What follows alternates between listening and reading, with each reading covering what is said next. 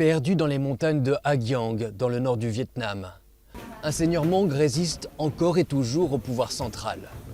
Vong Di Bao est le petit-fils d'un seigneur de l'opium. Le palais de la famille a été repris par les autorités pour devenir une attraction touristique.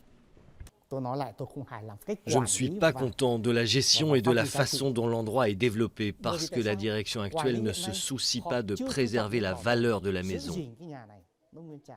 Il ne parle pas de l'architecture et des éléments artistiques de la maison, ni de sa raison d'être.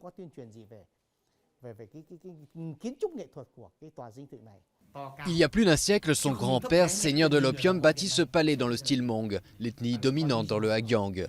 Mais c'est une histoire réécrite que le régime communiste vietnamien veut faire figurer sur la carte postale de la région, comme avec ce village touristique. Les autorités nous demandent de ne pas laisser ces maisons à l'abandon, donc on ne les abandonnera jamais. Les maisons faites avec des murs en terre et des tuiles de briques traditionnelles représentent le style traditionnel de la région montagneuse de Dong Van.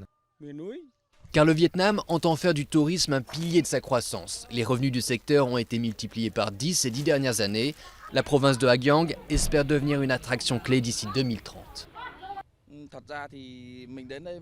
Quand je viens d'ici, j'ai l'impression que ces maisons sont toutes authentiques, sans rénovation. À la différence de la région de Sapa, inondée par les touristes, le Ha Giang est encore peu développé. Mais les autorités espèrent bien profiter du potentiel de ces paysages qui ressemblent, à s'y méprendre, à une baie d'Along terrestre.